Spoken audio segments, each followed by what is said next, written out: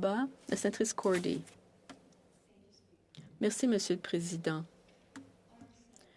Honorable sénateur, j'ai l'honneur de prendre la parole en territoire du peuple Anishinaabe, algonquin, pour appuyer l'adoption du projet de loi C-12 en deuxième lecture et de son envoi en comité pour qu'il soit étudié éventuellement,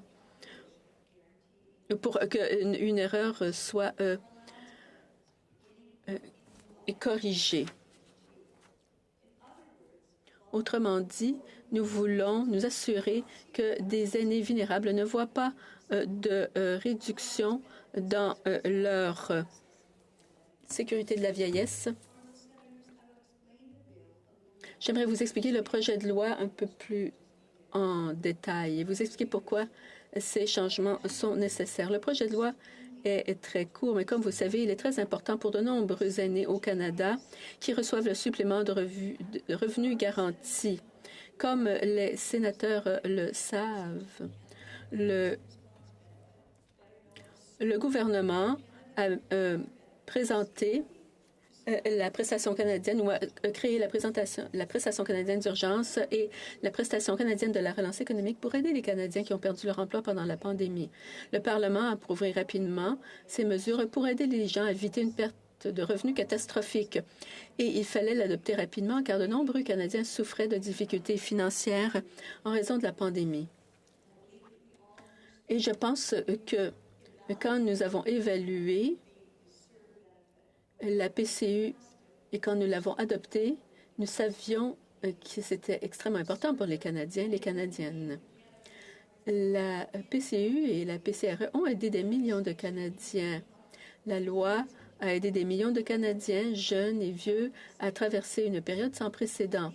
Ces soutiens financiers qui ont été mis en place rapidement pour répondre à la pandémie et les prestations ont été rendues imposables pour éviter une mauvaise utilisation du programme.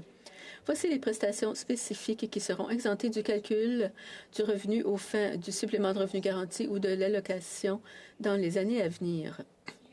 La prestation canadienne d'urgence, y compris tout montant qui a été émis en vertu de la loi sur l'assurance-emploi. La prestation canadienne de maladie pour la relance économique, la prestation canadienne de la relance économique pour proches aidants et la prestation canadienne pour les travailleurs en cas de confinement. Malheureusement, en raison de l'imposition de ces avantages, certains de nos aînés les plus vulnérables ont subi un impact financier négatif du fait de leur accès à ces programmes de soutien. Une réduction de leur revenu mensuel. La réduction de leur revenu mensuel est importante et trop de personnes âgées au Canada ont un revenu mensuel limité, ne l'oublions pas. C'est pourquoi le supplément de revenu garanti est une prestation fondée sur le revenu, payable aux personnes âgées à faible revenu qui reçoivent également la pension de la sécurité de la vieillesse. Les allocations sont des prestations basées sur le revenu versées aux personnes âgées de 60 à 64 ans qui sont les époux, conjoints de fait des bénéficiaires du SRG ou qui sont des veufs. Chaque année, en juillet, le droit d'une personne à ces prestations, basées sur le revenu, est réévalué sur la base de son revenu individuel ou de son revenu combiné de l'année précédente. La conception de ces prestations signifie qu'elles peuvent augmenter, diminuer ou même cesser en fonction de l'évolution du revenu annuel net d'une personne. Cela permet de s'assurer que les prestations sont versées à ceux qui en ont le plus besoin, c'est-à-dire les personnes âgées aux revenus les plus faibles. Et voici l'iniquité à laquelle le projet de loi C-12 s'attaquerait. La loi sur l'impôt sur le revenu définit les prestations d'urgence en cas de pandémie comme un revenu imposable. Malheureusement, cela signifie que certains bénéficiaires du SRG et de l'allocation doivent faire face à une baisse de leurs prestations mensuelles en raison du revenu qu'ils ont reçu de ces prestations en cas de pandémie. Il a été reconnu que certaines personnes âgées subissaient un préjudice financier à cause de cela. Et il est essentiel de rectifier la situation avant la prochaine réévaluation prévue en juillet 2022. Ainsi, la perte financière à laquelle les aînés ont été confrontés l'an dernier ne se répétera pas. Le gouvernement s'est attaqué à cette perte financière pour les personnes âgées à faible revenu au cours de l'année précédente. Dans sa mise à jour économique et financière de 2021, Le gouvernement a alloué des fonds aux personnes âgées qui ont été touchées en leur accordant un paiement forfaitaire unique non imposable pour combler leurs pertes financières.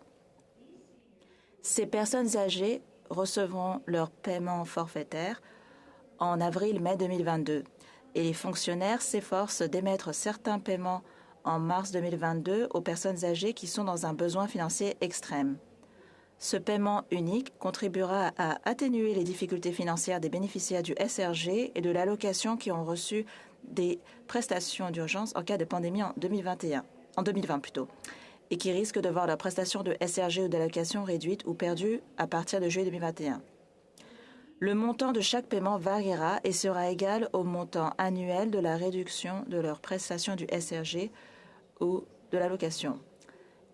Il est clair que cette approche n'est pas une façon efficace d'aller de l'avant pour les futures réévaluations. Ainsi, le projet de loi dont nous sommes saisis aujourd'hui est nécessaire pour que le paiement aux aînés les plus vulnérables soit automatique et que les fonds soient versés en temps opportun. Honorables sénateurs, le processus devrait être aussi simple que possible. Cette loi rendra le processus automatique et les personnes âgées qui ont droit au paiement unique le recevront automatiquement, et ce, de la même façon qu'elles reçoivent leur SRG ou leur allocation, qui sont mensuelles. Chers collègues, le projet de loi C12 corrige une iniquité imprévue au sein des programmes de soutien financier en cas de pandémie. Ce projet de loi fera en sorte que les personnes âgées ne verront plus une réduction de leurs prestations du supplément de revenu garanti ou de l'allocation s'ils ont reçu ou reçoivent des prestations en cas de pandémie. Voilà donc, honorables sénateurs, l'objet de ce projet de loi. Si le projet de loi C12 est adopté, les prestations fédérales en cas de pandémie seront exemptées du calcul des prestations du SRG de l'allocation à compter de juillet de cette année. Le projet de loi C12 donnera aux aînés la tranquillité d'esprit et la certitude de savoir que leur supplément de revenu garanti sera protégé et que les prestations en cas de pandémie n'auront pas d'incidence négative sur leur SRG à l'avenir. Comme je l'ai mentionné plus tôt, le projet de loi C12 est peut-être court, mais il est extrêmement important pour de nombreux aînés au Canada. Et j'espère que vous appuierez ce projet de loi. Merci.